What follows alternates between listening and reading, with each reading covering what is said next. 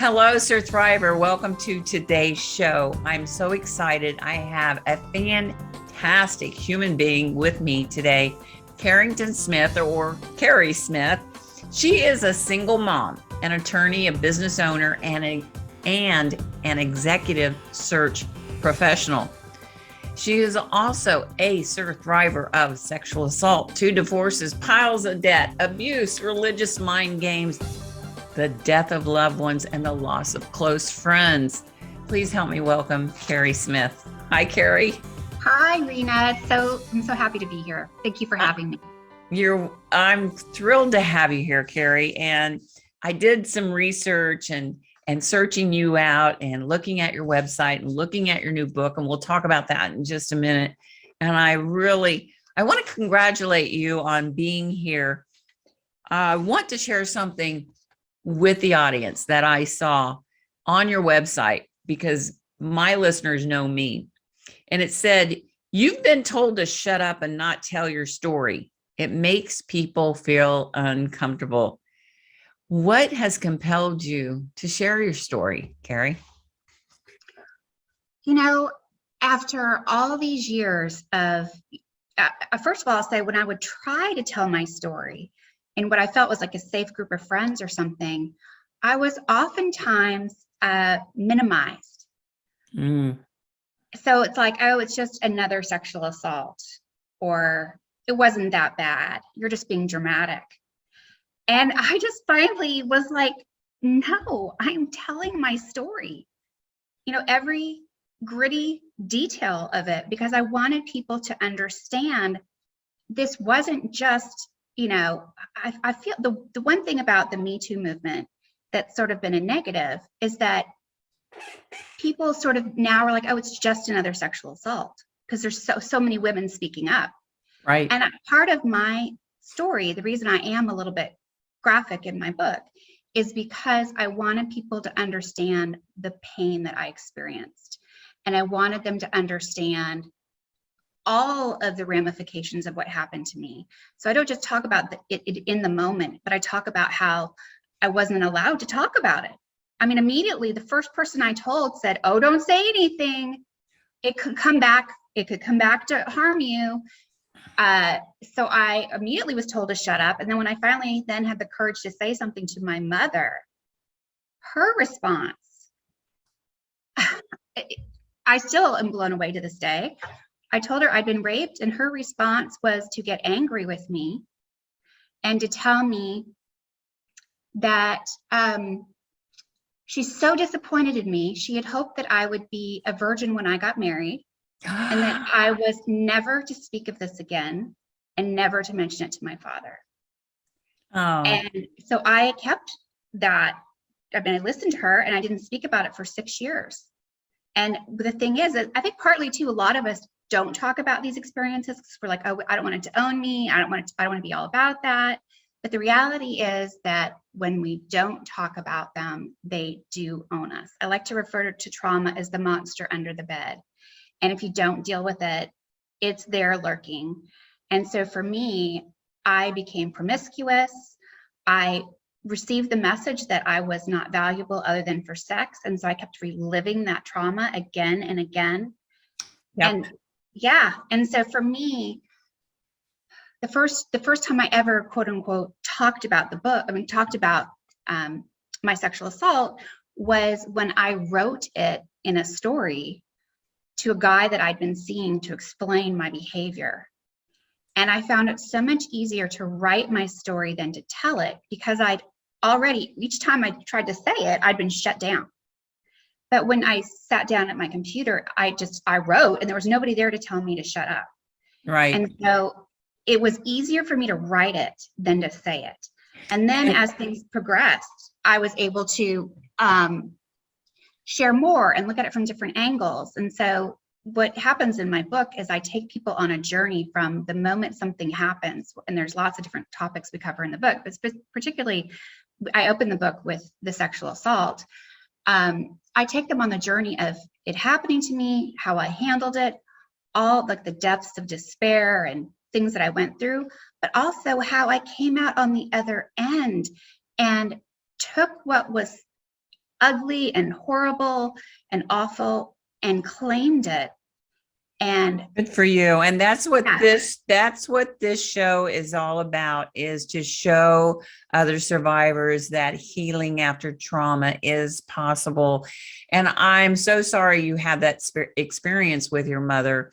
And I do have, I had the opposite experience. I had a great experience when I told my mother. Unfortunately, many survivors have the experience from their family like you did. And that just perpetuates the shame. And when people tell us to shut up, it perpetuates the shame as well. So I encourage everyone to go to YouTube, watch my TEDx. Healing from sexual abuse can start with one word. And yeah, everybody asks, what's that word? Go watch the talk. Yeah, that's a teaser. But Carrie, I find that, so you did write a book, and I know that, and I think you'll agree with this, writing about your experiences can be and is very therapeutic. Wouldn't you agree? absolutely. One of the things for me that was important in that writing process was that I had lots of friends who'd written books who wanted to review it and give me feedback, and they kept offering and I kept refusing. I only let professional editors review it because I Good. didn't want somebody telling me to, change the way I wrote my story, change the tone, or, that would have been telling me sort of to shut up. We Yep. don't want to hear it this way, Carrie, And so I felt it was really important that, and I also realized that I really had a very specific voice. I didn't want someone telling me, how to change that. And in the end, I'm really happy with how it turned out. And I've gotten the feedback from women has blown my mind, honestly. That's great. Can I see the book? I have not had a chance to read it yet. Full disclosure with everybody, because it's called Blooming, and the subtitle, Finding Gifts in the Shit of Life. It's a beautiful book, beautiful cover. I love it. I haven't read it yet. And they can find it on Amazon.com, right? Yeah. Okay, cool. But yeah, I never kept a journal because if I wrote it, it made it real. Right. And a lot of people have kept journals of what's happening in the moment. And if anything happened to me, I wanted to suppress it and put it away and hide it under the bed or hide it under the rug. So I'm so glad that you were able to write this book and that you're not being silent anymore. I'm tired of being silenced. Aren't you? Yes. And I have to say that, one of the hardest things about writing and publishing this book is, I had a friend that said something to me about, she told me how to behave a certain way and said, well, I just don't want your kids to be ashamed of you. And yes. And so that friendship has ended. Yeah. I've lost a lot of friendships. Yes. And for speaking up. And I have to say, one of the most wonderful moments was hearing my kids talk about how proud they were of me for writing the book. Yes. They're not ashamed. They're proud of their mom for speaking up. And that just makes me.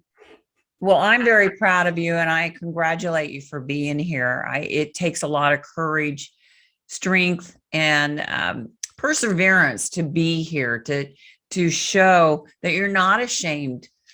Yeah. And this is a statement that I do put in my talk. I grew tired of being ashamed of crimes I did not commit. Yes.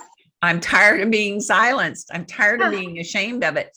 We can't change that part of our story, but we can change the ending. Yes. And this show is all about showing that and showing victims and survivors, whatever trauma you're going through, is that you can rewrite your story. You can have a happy ending. We can't change what happened to us, but we can change the ending. And I'm so proud of you. So thank you for doing that. So you felt compelled to write your book. And I think you said you wrote this during the pandemic. How long, when did you start writing it, and how long did it take? Well, so after I wrote that first story about my sexual assault, that was back in 1991 or something. I periodically would sit down and write short stories about some of my life experiences. And I felt like I really had a distinct voice and I had something to share, but I was like, I mean, I'm not a rock star, I'm not an actor, I'm not an athlete, I'm not a Holocaust survivor, I'm not a recovering addict. Like, who's going to care, right? I couldn't see how anything I had to say was relevant, would be compelling to anyone. And when COVID hit, I realized this was a universal trauma that was happening to us all together. And I also realized that my response to it was not the norm. When we go through trauma, one of the gifts we get from that is emotional resilience. And the more trauma you go through, the more the strength you have, that sort of that tinsel, that iron strength you build within you from all those different experiences. So for me, having been through multiple traumas, when COVID hit, I was like, literally, I got this. Like, what else? I've already been through so much. So exactly. I was like, okay, we know this is happening. How are we going to get through it? Right. How are we going to get through this? And for me, and this is, you know, kind of how far you can go with taking this in another direction, I have come to realize I look at obstacles as opportunities. And so in a weird way, when I see an obstacle where most people will be like, oh, I'm screwed, you know, this just happened now, you know, I get excited because I go, wow, there's an opportunity here. This is like with COVID, I was like, this is a once in a lifetime, once in a generation opportunity. This is, when you look at history, it's these moments in time where the most innovation and positive change and fortunes are made. And so instead of, you know, being one of the people who, and I understand some people use alcohol to get through things, but you kept hearing about people that had their recycle bins full of overflowing with wine bottles and whatnot. Exactly. And I instead said to myself, okay, we know we're going into lockdown. What am I going to get out of this? And so I determined that I was going to use the time to finally write this book that I wanted to write, but also, honestly, I felt compelled to write it. And then I also decided I was going to get in the best shape of my life. So I set goals for myself for what I wanted to get out of this event. And I mean, I got more accomplished in the last year and a half. I mean, it's been a whirlwind. And it was one of my themes in life is it's all about mindset. Mindset is a muscle. Yep. It's daily choices you make about how you view your life experiences that define you. Mindset and habits. Habits, absolutely. And so I realized that because I had this gift of being through these experiences, that if I could share my stories, and I also had that light bulb moment where, wait a second, the things I've been through, you know, sadly, sexual assault, being sexually harassed, divorce, debt, losing my mother to dementia, losing a friend to cancer. These are things almost everyone goes through at some point in their life, right? It's life. It's life, right? So I can't tell the story about how something happened to me when I was backstage at some concert or something. I tell what everybody can relate to. I realized suddenly my very ordinariness is what made me relatable. And right. That by sharing how I had gotten through these things, my ordinary self, that it would provide a roadmap for people, that they could maybe learn through my stories on how maybe they could use their difficulties to propel. And they will, Carrie, because you're bringing it from your perspective and other people might relate to your perspective. You know, we're not going to help everyone who hears the story. But there are people with my TEDx talk and my book, His Puppet No More. I've heard from survivors, but loved ones too, saying, thank you. Now I understand what my loved one went through as child sexual abuse or sexual assault. So it's not just sharing our stories just to share it. Yes, we all want to be validated. I mean, that's why I went on Oprah. I wanted to be validated and I wanted to be heard, and we all do. But I think in being heard and being validated, also, after going through that healing aspect of it, what can we give others when we share our story to help them? And that is so important for survivors, surTHRIVERs, they learn that through the healing process. Wouldn't you agree? So how your message can help others. Yeah. And I mean, one of the things that I have learned is, and you go through this process of self-help, and I went through lots of therapy and all of that, and came out the other side with some tools that maybe aren't always so obvious, but they helped me. And I think we each have our own kind of bundle of tools, and we can take from each different person that we listen to and kind of create our own basket of tools. But that's what I like to share when I'm talking to people, is sort of like, particularly mindset is one of the most important things. So absolutely. Yeah. And the tools, what works for one, it's not one size fits all. I went through 2 years of talk therapy when I finally reached out for help for my child sexual abuse and the rape by a colleague. I finally reached out to a crisis center. 2 years of therapy. I'm like, okay, I accept this. I'm one and done. But as time went on, I realized my self-esteem, my self-worth, my confidence was sinking back into those old self-sabotaging habits. And I realized that one and done, we have to continue healing. We have to continue with self-education. It's a never-ending process, honestly. It's a never-ending process. So when you find yourself going down a negative path, what is one tool that you use to help bring you out of that darkness that you can share with the audience? Well, more recently, it's funny because I really am big on living what I say. And so, and living what I wrote. And I talked to my assistant, and I say to her, if I am not living something that I say that I am about, call me on it, please. And I mean it. Yeah. So one of the things I said in my book at the very end, I talked about how basically to bloom. I mean, I talk about how shit is quite literally fertilizer.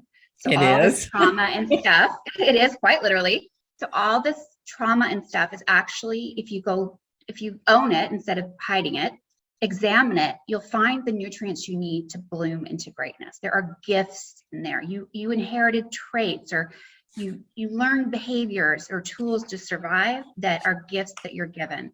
And so I talk about life as like a garden. And if you have a garden and once you're blooming, you can't allow rodents to come in and eat the garden.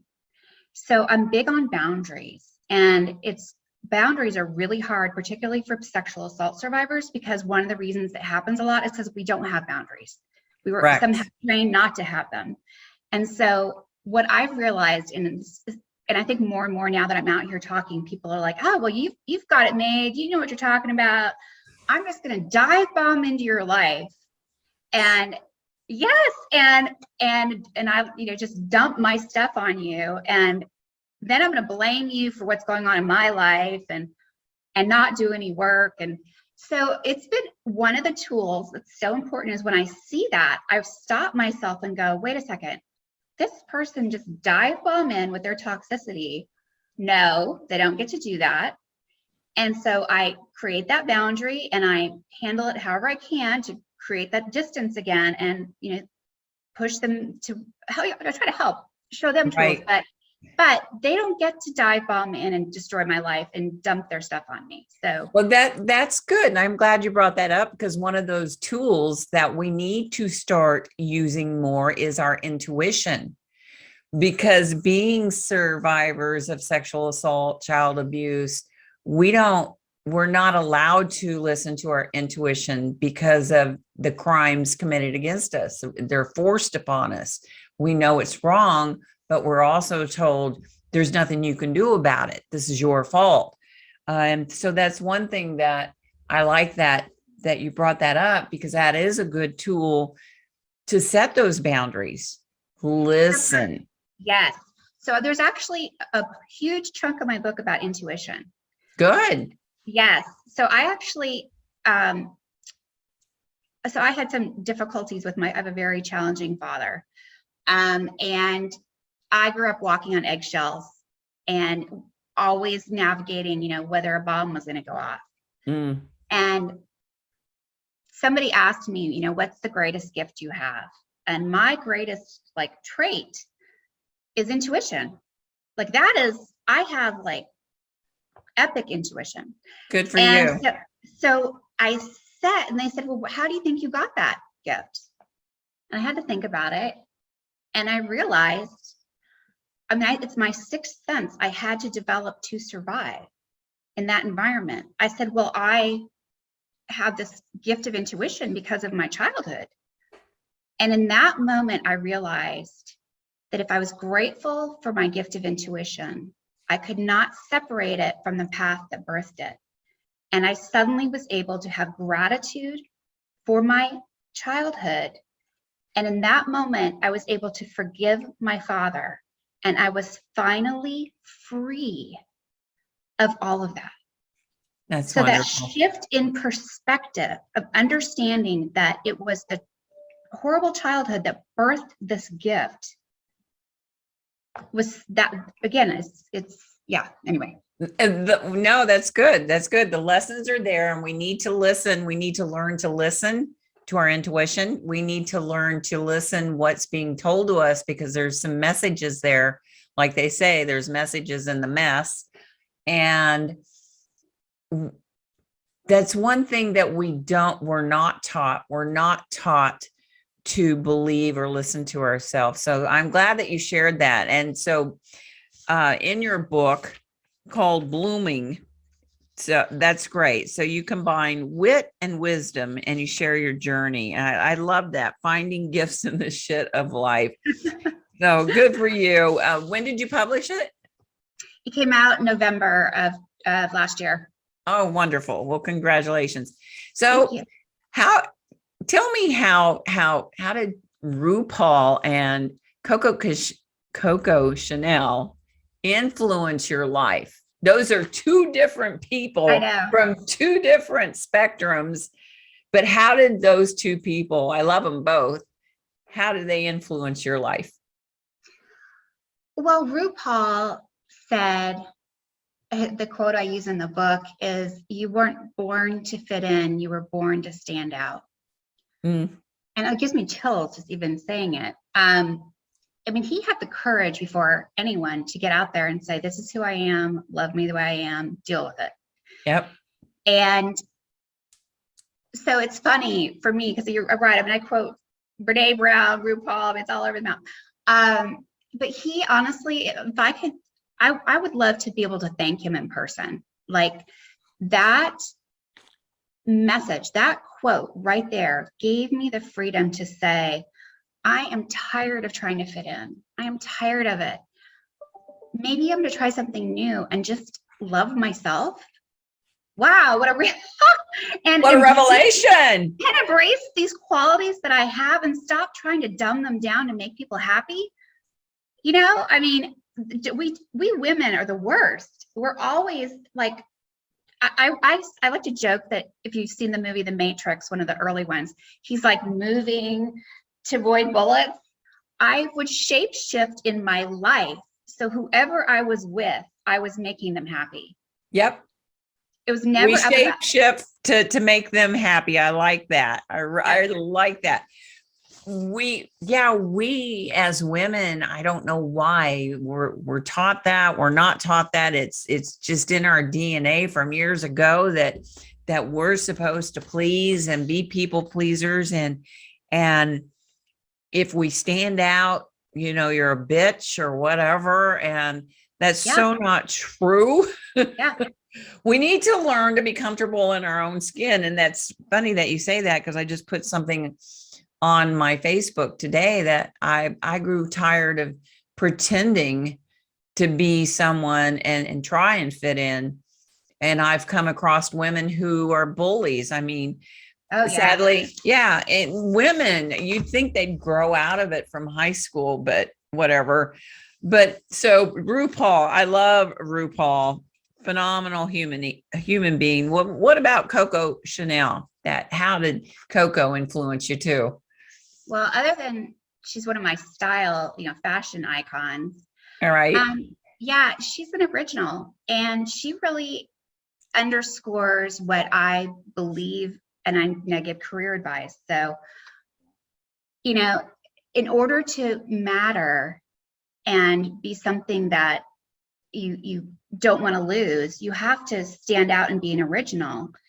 You want to be someone that it takes a different path. It's kind of the same RuPaul thing, but she's about being an original. And so many, many times in my career, I've watched that everyone else is doing something. They're all going one direction and not getting a good result usually. And I'll stop and ask myself, how can I do this differently where I can get a better result?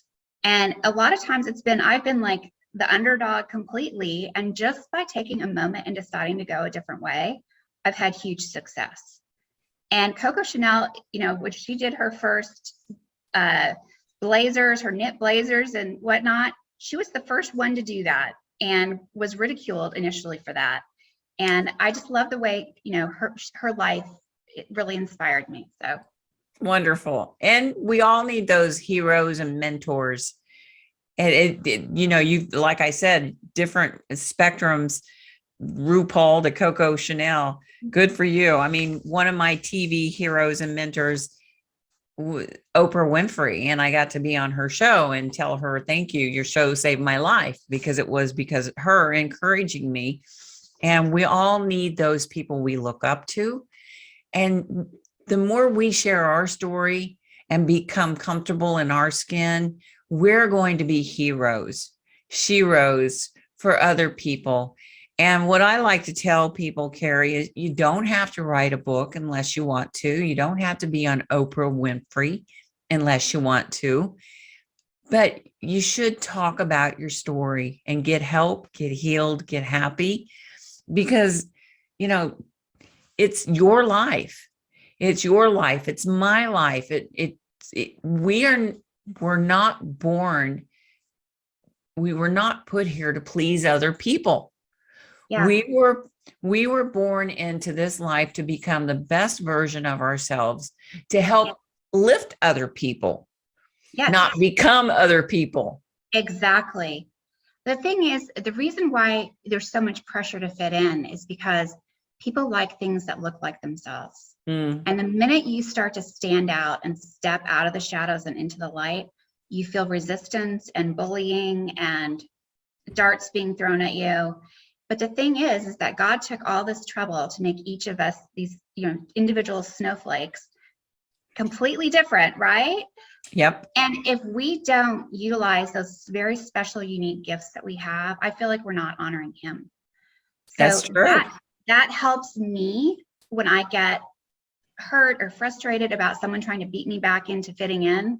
I just remember, okay, I'm finally at 54, finally stepping out and saying, no, I'm claiming my square inch in this world, and I'm going to tell my story, and I'm going to be my authentic self. Good for you. Good for you. And that is what the show is about, is to encourage victims and survivors. If you haven't, get help, get healed, get happy. I am on the RAINN, the Rape and Incest National Network, as I'm on their speaker bureau. So I encourage people, if you haven't gotten help, to go to RAINN, RAINN.org. There's a toll-free number that you can call, and they will help you if you're a survivor of incest, child abuse, sexual assault, domestic violence. They will help you. Call the number, and I'll have it in the show notes too. When you find yourself going down a negative path, I know you like to journal and things like that. Do you find yourself isolating, or do you put yourself in the company of others? Tell me, which helps you the best? It's funny. I've been thinking about that lately. I have just, I was always hiding under the stairs as a kid. We're all hiding somewhere. Right. And it was either that or in my bedroom, curled up with a book. And so those were my hiding places. And sort of, I realized that when I'm struggling, I often will retreat to my bedroom with a book and just kind of, I tend to search for solitude. I do a lot of inner reflection. That's both good and bad. I mean, it does help me just still things. And if I get away from a lot of inputs, I can kind of, get back to feeling okay about myself. But I really realized recently that some of my bad habits stemmed from me not getting more social interaction and doing too much of that retreating. And so I've identified that as an area where I need to improve. I mean, I love social interaction, but I'm the ambivert who I do great when I'm talking to people, but I need that time to recharge. Yep. And I think people assume because they see me doing great, they have no idea how much recharging I'm doing. It's a lot. Right. I'm an extrovert introvert. So yeah. And people like I can be on, going 100 miles an hour. I can be on when I'm around people, but when I get home, I want to shut the door and turn off the phone because we need to recharge. Yeah, and I think that's important to share that. Thank you for sharing that with us. So there are a lot of women and men who have been sexually assaulted. What advice could you give to them briefly, to help them know that they're not alone, obviously, but what advice would you give them to help keep them on a positive note? Well, first of all, I would say absolutely reach out for help. Do not minimize. Don't let anybody else minimize. And I think it starts out with our mind. We start telling ourselves, did this really happen? Did I, acknowledge? I mean, I think now we're getting a little more, I feel like, permission. It's terrible to say that, but in society to say, no, this happened to me, own it. But yeah, it's important to reach out and say this happened to you, get help. And I think the other aspect of this is it's okay to feel bad. As women, we're not allowed to either be to feel sad or to feel angry. And so I think one of the things that I talk about is acknowledging this hurt. I was hurt. I was sad. I went through all kinds of therapy because I really struggled with depression and anxiety and all of that. And so I think it's okay to say, look, I'm hurting. And then but it's also important to make sure that you utilize the resources that are out there to help so that you can get to the other side of it. I think one of my messages is like, you have a choice in life, and that is you can sit there and wade in the mud and just stay there, or you can move through it and like go through the stages of grief and, I like to say you have to reach rage to reach forgiveness. You have to feel the anger. You cannot get true forgiveness until you've had that true anger. And then you can say, okay, release it and forgive, and then start really healing. But you have to give yourself permission to go through all that. But first it starts with saying, this really happened to me. Yeah. And being angry and having all those emotions are part of the healing process. You want to get angry. We go through the denial. We have to go through acceptance, denial, grief, anger, all of those emotions. And if you don't, it will show up in other ways in your life. Oh yeah. And I talk about that in my TEDx talk in my book too. So yeah, be sure and watch that. But okay, this has been great. I am so thrilled that you were able to be on the show today. And let me see your book again and tell me what it is. Blooming. Yes, finding gifts in the shit of life. Okay, and I'll have that in the show notes so that they can find that on your website. What is your website, Carrie? My author website is Carrington-Smith.com. And Carrington is spelled Carrington. Okay. Yes, yes. Smith. And I'll have that in the show notes as well. But if somebody's just listening to the audio right now, they can go, is it on Amazon as well? It's on Amazon as well. Yes. Okay. All right. Cool. Awesome. Awesome. Well, I certainly appreciate you being here today, and we can't shut up anymore. I think you'll agree that telling our story, we want to be validated. We want to be heard. We need it. We for enabled us to heal, we have to talk about it. And yeah, I've lost a lot of friends just like you, telling people, they just couldn't listen to it. And Brene Brown says this is called uncomfortable sympathy, when people say something like, oh, well, just get over it. Don't let your past define you, blah, blah, blah. Right. Yeah, I talk about that in the TEDx talks. I want people to see it. So, Carrington, thanks for being here today. Thank you so much for having me. This has been fantastic. Good. And I am going to go watch your TEDx talk. So great.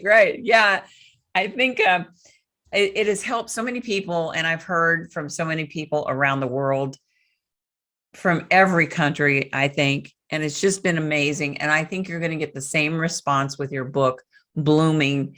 Good luck with that. I wish you much success. Thank you so much. All right. It's been a pleasure being here. So, surTHRIVER, thank you so much for tuning in today.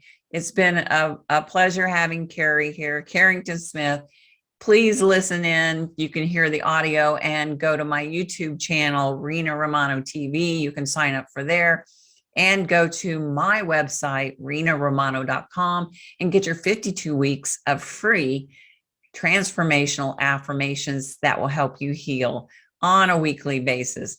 So until next time, surTHRIVER, I wish you peace, love, hugs. Ciao for now. Awesome. Yay! Yay, that was great. That's a wrap.